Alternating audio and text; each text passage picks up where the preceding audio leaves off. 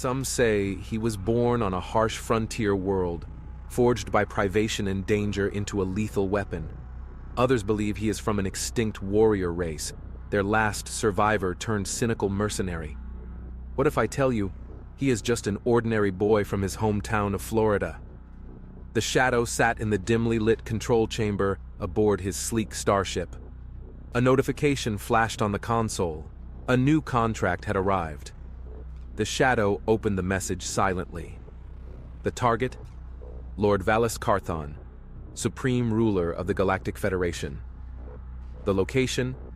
Planet Junus 4. Time frame: 3 Earth rotations. The Shadow swiftly calculated the hyperspace jump required. As he reached to input the coordinates, his arm accidentally brushed against a framed photo on the console. It toppled over with a clatter.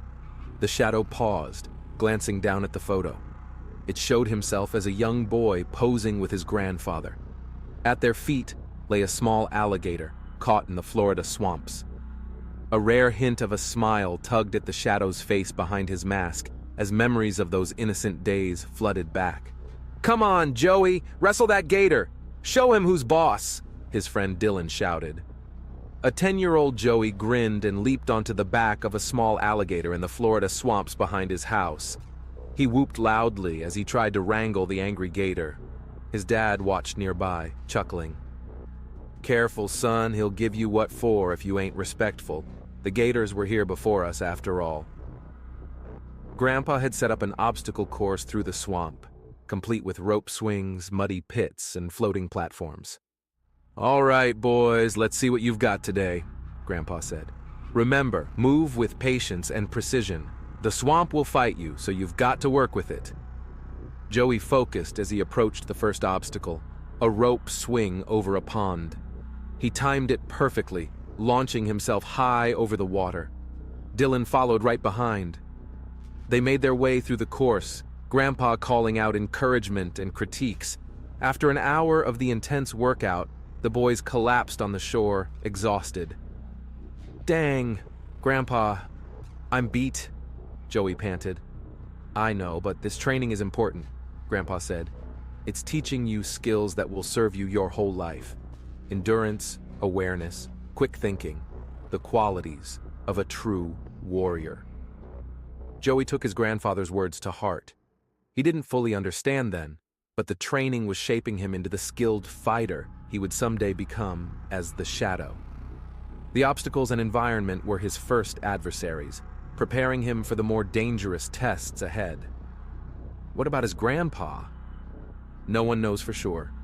Even myself, the Watcher, the Shadow's sleek stealth ship, dropped out of hyperspace on the outskirts of the Junus system.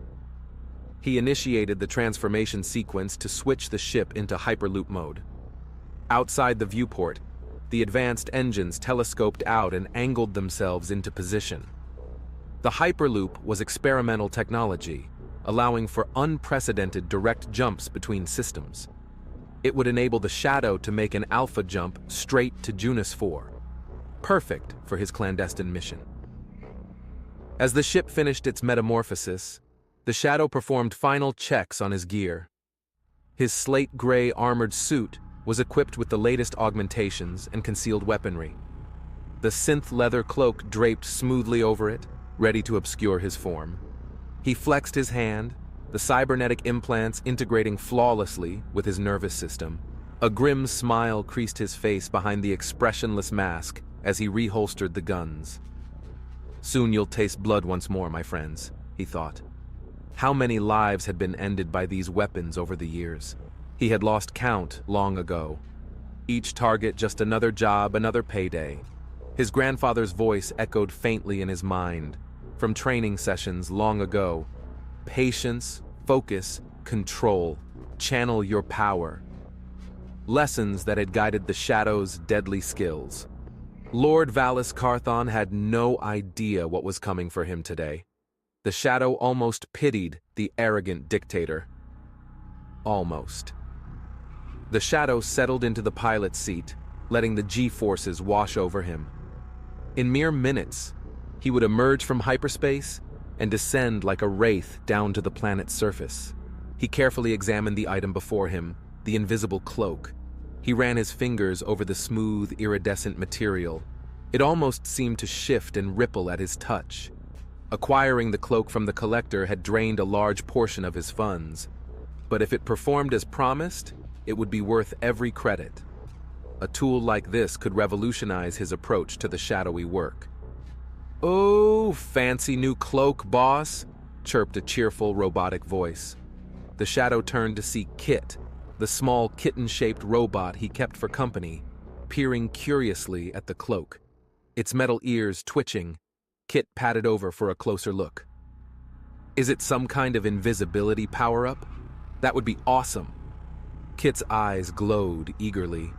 The shadow chuckled, a rare sound few ever heard. "You could say that, my little friend. With this, no one will detect my approach." He demonstrated the cloak's camouflaging abilities. Kit's circuits whirred in awe. "Wow, you just vanished. Hey, can I try it on?" Kit playfully batted at the rippling cloak. "I don't think it would fit," the shadow said, amusement in his tone. "But you can ride on my shoulder, stay close, and you'll be hidden too." "Yay, Team Invisible!" Kit did a backflip. "Those bad guys won't know what hit him with us on the job." The shadow's face was unreadable behind his mask, but Kit sensed his partner was pleased. The sleek Imperial starcruiser glided into orbit around Junus 4, the latest planet conquered by Lord Valus Carthon, supreme ruler of the Galactic Federation. On the bridge, Valus gazed down at the glittering metropolis below, a smug grin on his face. "Ah, magnificent. The capital looks so welcoming from up here," he remarked to his officers. "Yes, my lord," replied his second-in-command. "The people have prepared grand festivities in your honor for today's tour." "As they should. They're right and privileged to bask in my glory," Valus declared arrogantly. He clasped his hands behind his back. "Today marks a great day, not just for me, but for all Junus 4. For today I cement my dominion over these new subjects." His officers quickly nodded in agreement. "Your reign shall be long and prosperous," one said.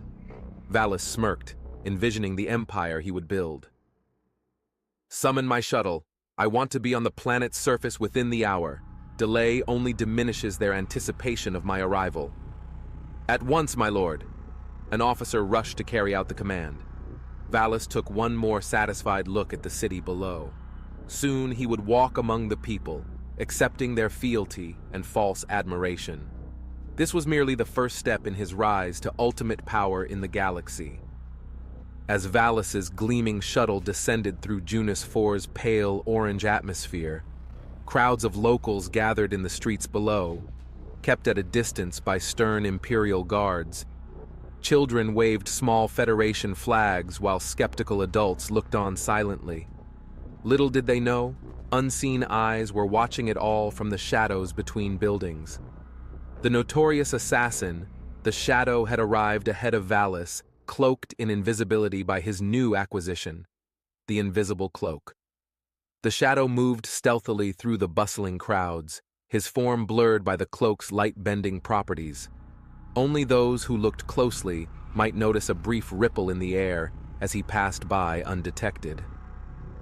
As he neared the Grand Plaza, the Shadow paused, seeing a squadron of Valus's Imperial troops marching his way. His combat instincts prepare to neutralize them. But he hesitated, reconsidering his methods. These were merely soldiers following orders, not evil themselves. The Shadow had slain many in his shadowy work, but today he would show mercy.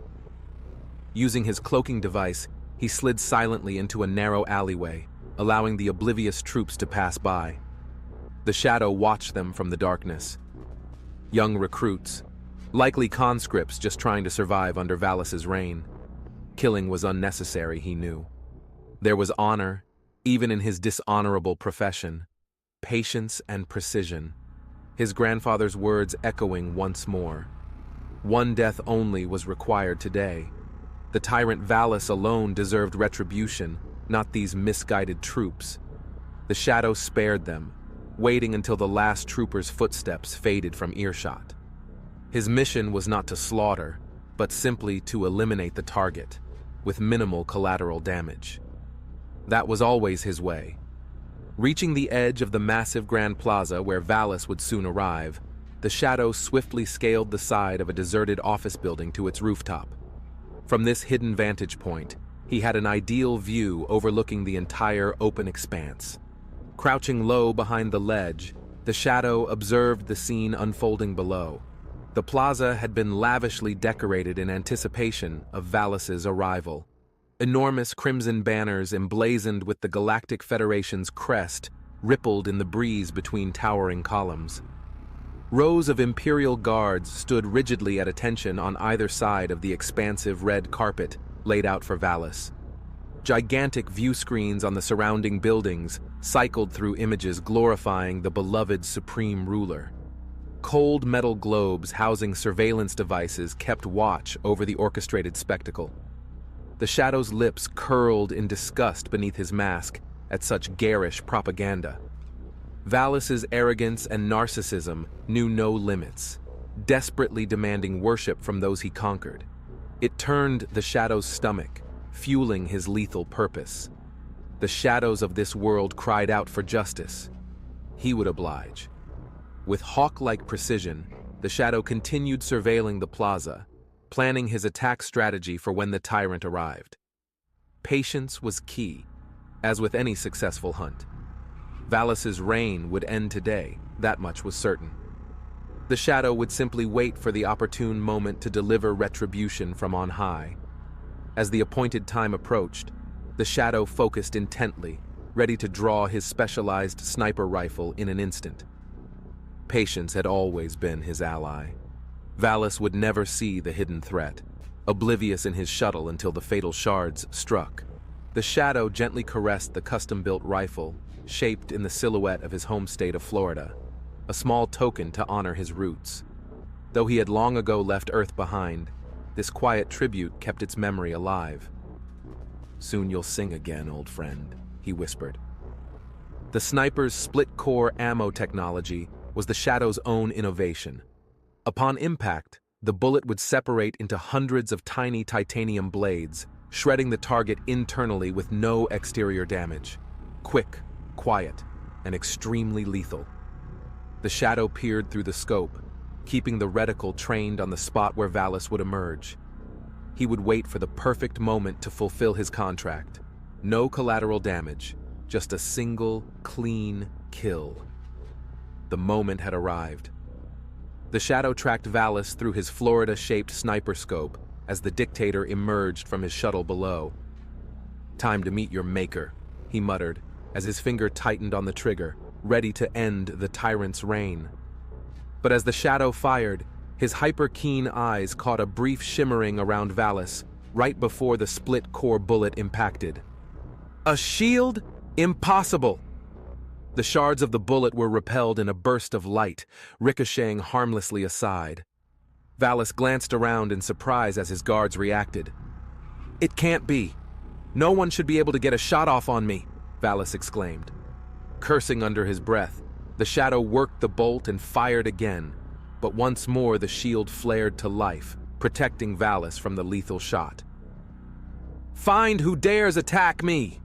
Valis shouted furiously as his guards hurried him away.